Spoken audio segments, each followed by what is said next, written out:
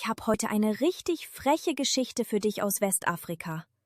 Großmütter in Ghana erzählen diese Geschichte ihren Enkeln. Es geht um eine Papaspinne namens Anansi, der dachte, er wäre das cleverste Lebewesen auf der ganzen Welt. Aber er war nicht ganz so clever, wie er dachte. Also, mach die Augen zu, wenn du willst, und lasst uns in ein westafrikanisches Dorf krabbeln, wo eine ziemlich dusselige Spinne gleich was Wichtiges lernen wird. Es war einmal, als die Welt noch jung war und Geschichten gerade erst geboren wurden. Da lebte eine Spinne namens Anansi. Anansi war jetzt nicht irgendeine Spinne. Oh nein, er war gerissen, er war schlau. Er war die Art von Spinne, die immer einen Plan in einem seiner 8 Beine versteckt hatte. Aber hier ist die Sache mit Anansi. Er liebte es so sehr clever zu sein, dass er manchmal hat er vergessen, weise zu sein. Da gibt's einen Unterschied, weißt du? Clever sein heißt, dass man Rätsel lösen und Leute austricksen kann. Weise sein heißt, dass man versteht, wie die Welt wirklich funktioniert. Und das hier ist eine Geschichte über den Tag, an dem Anansi diesen Unterschied gelernt hat. Eines Morgens hatte Anansi eine Idee. Genauer gesagt, er dachte, es wäre die beste Idee, die jemals jemand in der Geschichte der Ideen hatte. Er krabbelte durchs Dorf, als er dachte, was wäre, wenn ich alle Weisheit der Welt einsammeln und nur für mich behalten würde? Wenn ich die ganze Weisheit habe, sagte er zu sich selbst und rieb seine dünnen Beine aneinander, dann bin ich das mächtigste Lebewesen überhaupt. Alle müssen zu mir kommen, wenn sie Rat brauchen. Sie werden mir Geschenke bringen. Sie werden mich loben. Ich werde berühmt sein. Auch hat er genau das gemacht.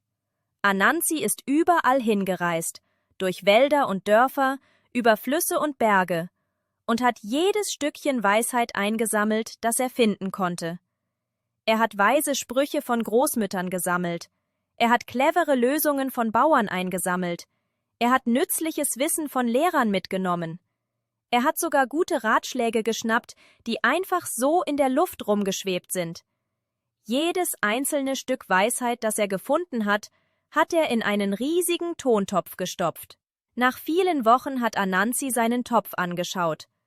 Der war absolut zum Platzen voll mit Weisheit. So voll, dass er den Deckel mit 2 seiner Beine festhalten musste. Perfekt, sagte er und grinste, während alle 8 Beine ein kleines Tänzchen machten. Jetzt habe ich die ganze Weisheit der Welt, und niemand sonst hat welche. Aber dann hatte er noch einen anderen Gedanken. Wo soll ich sie verstecken? Er konnte sie nicht einfach rumliegen lassen, jemand könnte sie klauen. Er brauchte einen sicheren Ort, einen geheimen Ort, einen Ort, wo niemals jemand nachschauen würde. »Ich weiß«, rief er, »ich versteck sie ganz oben auf dem höchsten Baum im Wald. Da klettert niemand so hoch rauf.« Also hat Anansi ein langes, starkes Seil gefunden und den Topf an seinem Bauch festgebunden, direkt vor sich, wo er ihn im Auge behalten konnte. Dann ist er zum höchsten Baum im Wald gekrabbelt. Der war riesig. Seine Äste haben die Wolken berührt. Anansi hat angefangen zu klettern. Aber hier ist das Problem. Der Topf war vorne festgebunden. Auch jedes Mal, wenn er versucht hat zu klettern, ist der Topf gegen den Baumstamm geknallt. Bonk! Er ist ein Stück wieder runtergerutscht. Okay, alles klar, murmelte Anansi und schüttelte sich. Das war nur zum Üben. Diesmal schaff ich's. Er hat die Rinde mit allen 8 Beinen gepackt und sich hochgehievt. 1 Bein hoch, 2 Beine hoch, 3 Beine hoch, bonk! Der Topf ist wieder gegen den Baum gedonnert und runter ist er gerutscht. 8 kleine Kratzspuren in der Rinde hinterlassen. »Oh, komm schon«, hat Anansi gemeckert und ist in einem Haufen unten gelandet. Er ist aufgestanden, hat sich mit 4 seiner Beine den Staub abgeklopft und den Baum angestarrt. »Ich bin die cleverste Spinne der Welt«, verkündete er niemandem Bestimmtem. »Ich kann das definitiv schaffen.« Er hat tief Luft geholt. Er hat alle 8 Beine gewackelt, um sie aufzuwärmen. Er hat auf seine vorderen Beine gespuckt für extra Grip, was Spinnen tatsächlich machen übrigens. Dann ist er auf den Baum losgeprescht. Hoch ging's, schneller diesmal. 1 Bein, 2 Beine, 3, 4, 5. Bonk. Runter ist er gepurzelt, sich drehend und strampelnd und kopfüber in einem Busch gelandet. Ein vorbeifliegender Vogel hat gekichert. »Nicht lachen!« schrie Anansi und krabbelte aus dem Busch mit Blättern auf dem Kopf. »Das ist sehr schwierig!« Er hat's nochmal versucht. Bonk. Und nochmal. Bonk. Und nochmal. Bonk. Bonk. Bonk. Mittlerweile war Anansi komplett mit Dreck und Rinde und Frust bedeckt. Seine Beine waren müde. Sein Stolz war angeknackst. Und dieser Topf ist immer wieder gegen den Baum geknallt, als würde er das mit Absicht machen. »Los, los, los!« keuchte er und versuchte es noch einmal. Er kam ungefähr 3 Beinlängen den Baum hoch, bevor… Bonk.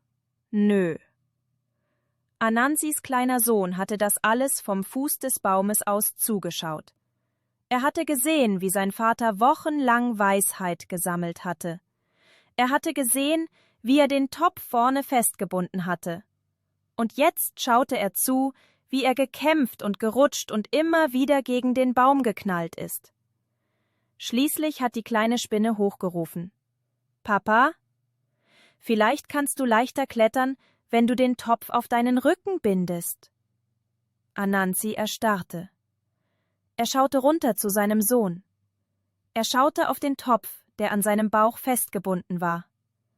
Er schaute hoch zum Baum. Und plötzlich hat er's kapiert. »Warte mal«, sagte Anansi langsam. »Ich habe die ganze Weisheit der Welt eingesammelt und in diesen Topf gesteckt. Aber mein Sohn, mein Kind, hat gerade an was Weises gedacht, woran ich nicht gedacht habe.« Er kratzte sich mit einem seiner Beine am Kopf. »Wenn mein Sohn weise sein kann, ohne den Weisheitstopf zu haben, dann ist vielleicht kann man Weisheit gar nicht in einem Topf aufbewahren.« Und genau in diesem Moment ist was Erstaunliches in Anansis Gehirn passiert. Er hat gemerkt, dass er dumm war. Weisheit war nichts, das man horten konnte wie Gold oder verstecken wie einen Schatz. Weisheit war was, das wächst, wenn man es teilt.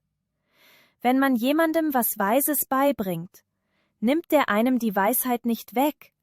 Er fügt was hinzu, indem er sie auf neue Arten benutzt.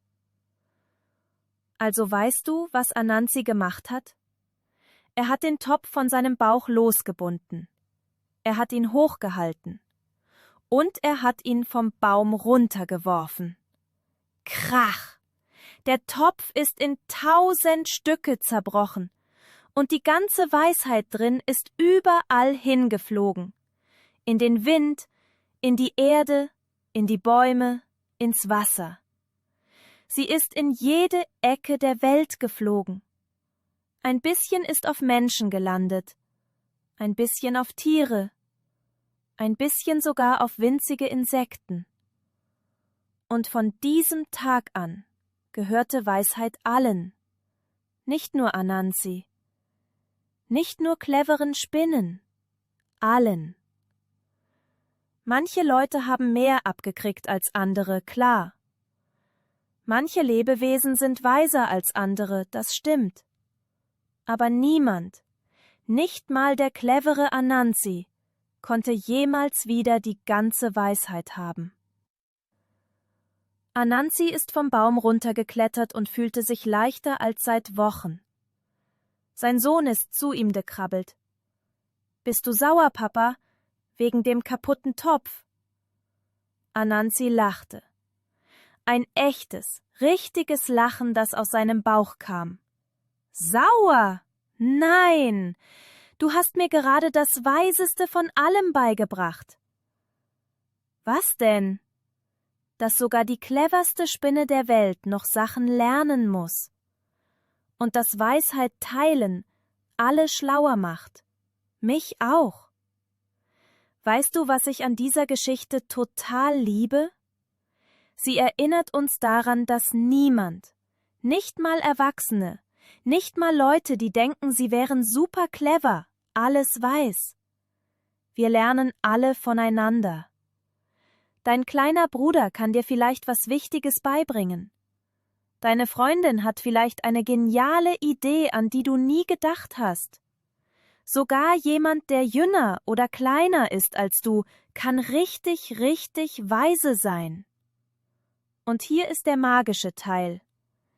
Wenn du teilst, was du weißt, verlierst du's nicht. Du machst es größer. Je mehr wir Weisheit teilen, desto mehr Weisheit gibt's auf der Welt. Hast du schon mal jemandem was beigebracht und es dabei selbst noch besser verstanden?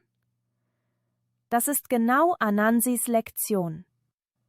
Kommt bald wieder, Entdecker. Die Welt ist voller Weisheit und sie gehört uns allen.